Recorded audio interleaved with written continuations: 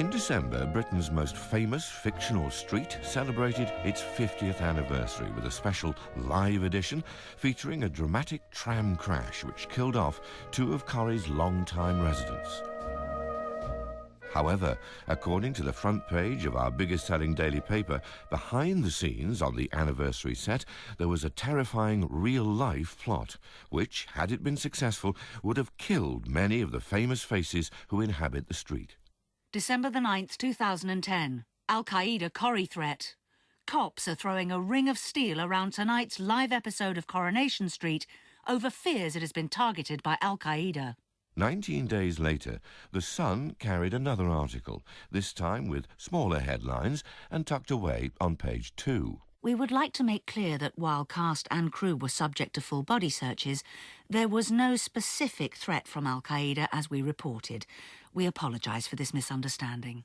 There's no sense of contrition, no sense of social responsibility. It's almost as if they don't care, provided they can shift newspapers on the back of prejudice against Muslims, all's fair. I was abused in the street, not just on one occasion. I couldn't even go out my front door properly. No, we had a lot of bacon found in the garden, in the front garden. We was very scared. Sarah and Graham Webb-Lee are not Muslim. Since last October, they've been subjected to continuing abuse after objecting when the cafe next door installed a new extractor fan. Yes, you heard that right. This is a story of how a cafe's extractor fan in Stockport became national news. The owner of the shop next door, she moved the fan closer to my front door. We kept a diary of everything that it was affecting.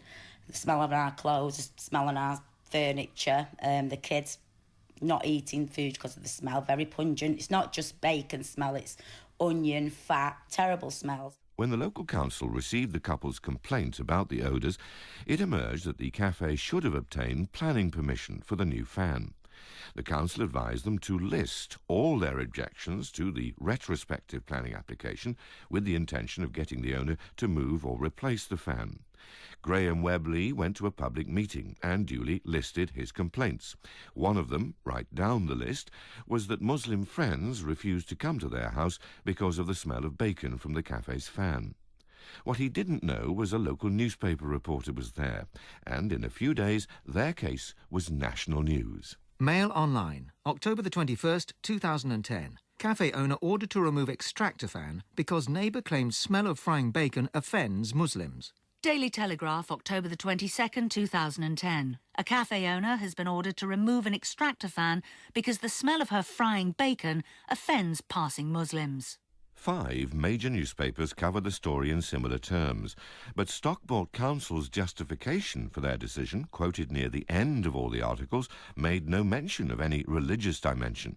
They said the planning application was rejected on the grounds that it was detrimental to residential amenity.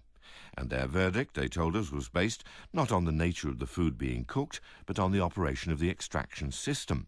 Yet, following the headlines, Sarah and Graham Webb-Lee were called packy lovers in the street and had bacon thrown into their garden. We was besides ourselves with disgust because we thought it was such an emotive heading and very misleading. You thought so too, Graham? I totally agree. The main fact of it was the vent is 12 inches from our house. It's affecting our everyday life, and all they could report was about our Muslim friends. This is such a straightforward story, not about Muslims, and anybody with half a brain cell would have looked at the picture in the paper and seen the fan right next to my front door and thought, hang on, I wouldn't want to live near that.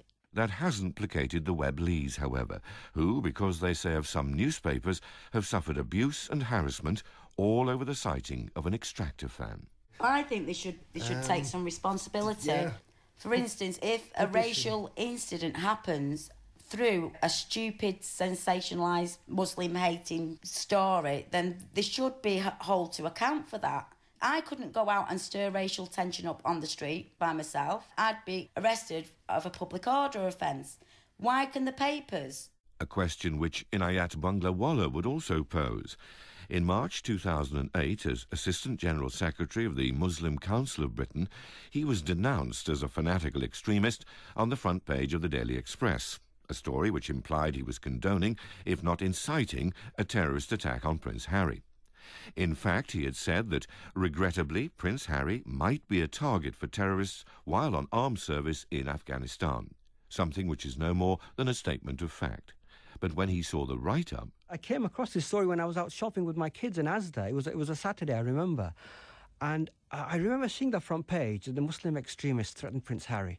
And I remember that a reporter had called me a day before, and I thought, no, that can't be. So I opened the paper and I saw my name, and I was just staggered. I was staggered that a newspaper could act in what is a highly immoral manner.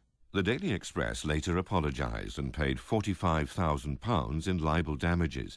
But according to Professor Justin Lewis from the University of Cardiff's School of Journalism, the extremist label ascribed to Inayat Banglawala is by no means unusual. The 5 adjectives that we found most commonly used in relation to Muslim were, in order, radical, fanatical, fundamentalist, extremist and militant. Muslim extremism is itself now a big story. Muslim moderation is not.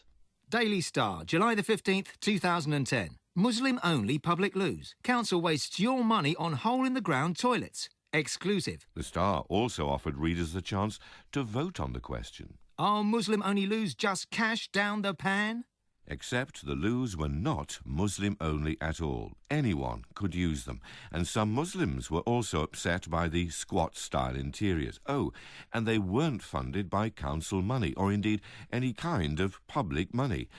Daily Express, July the 12th, 2010. Schools forced to delay exams to avoid insulting Muslims at Ramadan. A row erupted last night after schools were given ridiculous guidance to rearrange exams and cancel lessons during the Muslim holy month of Ramadan. The piece about schools in Stoke-on-Trent suggested sex education classes and swimming lessons might also have to be cancelled during Ramadan. The diktat is the latest designed to avoid upsetting minorities. Stoke Labour councillor Ruth Rosenau has a different view of the so-called diktat. The guidance was asking schools to be thoughtful about the Muslim children when they return to school after the 6 weeks holidays, because in 2010 they went back to school in the last week of Ramadan, which is the hardest week of the fasting month.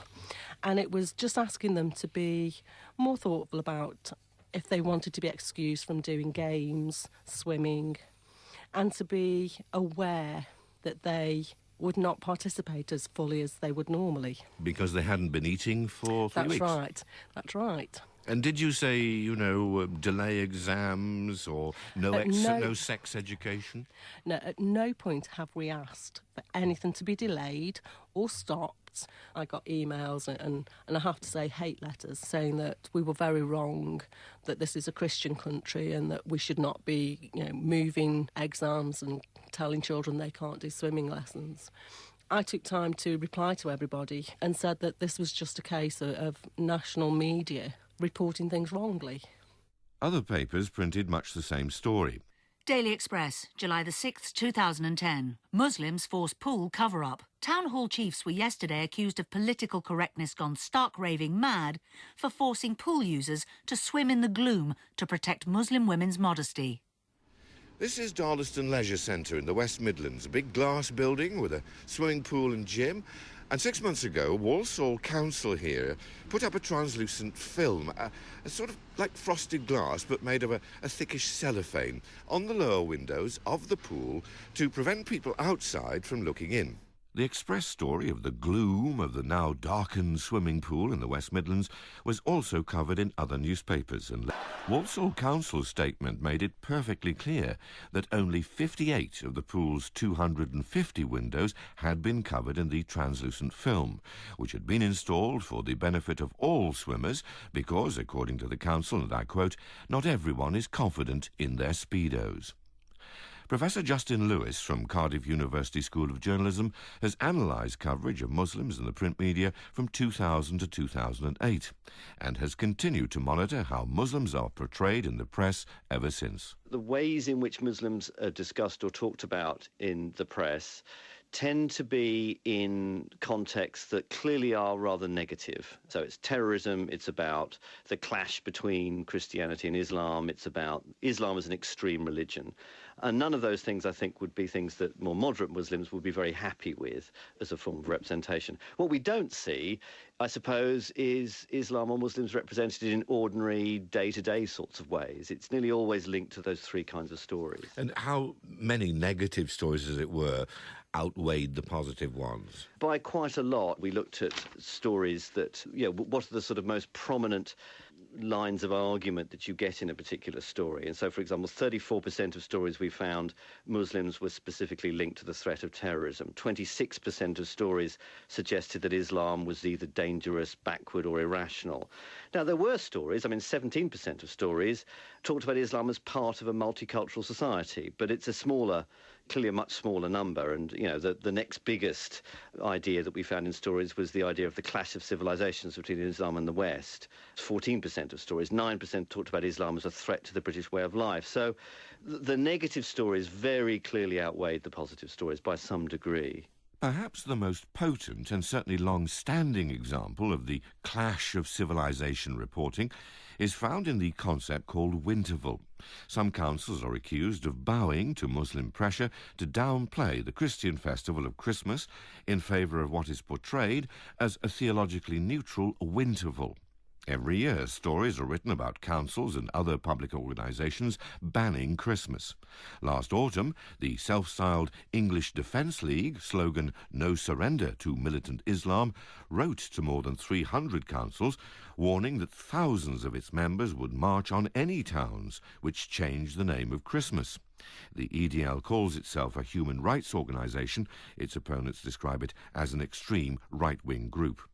But blogger Kevin Arscott, who has written extensively about Winterval, says these alternative events were never designed to replace Christmas. And was there any suggestion that Christmas was being left out? Absolutely none whatsoever. The banner saying Merry Christmas across the front of the council house was the same as ever before. The Christmas lights, Christmas trees, carol singing sessions, school choirs. Christmas was exactly the same as it always had been in Birmingham. There was absolutely no change whatsoever. God bless you all. Thank you so much. Last September saw Pope Benedict XVI's historic visit to Britain, a perfect opportunity for Christians to celebrate their devotion. But then came this Daily Express headline on September 18th. Muslim plot to kill Pope. Islamic terrorists disguised as street cleaners allegedly hatched an audacious plot to blow up the Pope. The threatened attack was foiled at the 11th hour. It is feared plotters with links to Al-Qaeda planned a double blow to the infidel by assassinating the head of the Roman Catholic Church and slaughtering hundreds of pilgrims and well-wishers. There was, in fact, no Muslim plot to kill the Pope or slaughter pilgrims. Within 24 hours, the police, who'd arrested 6 council cleaners in Westminster after a tip-off, released them all again, saying they pose no credible threat. Inayat Banglawala, who's been wrongly accused of being an extremist himself by the Daily Express, is not in the least bit surprised. Increasingly, newspapers are jumping the gun and gleefully almost are reporting that another Muslim plot has been uncovered and it was those sinister Muslims behind it once again. It's almost as if they don't care, provided they can shift newspapers on the back of prejudice against Muslims, all's fair.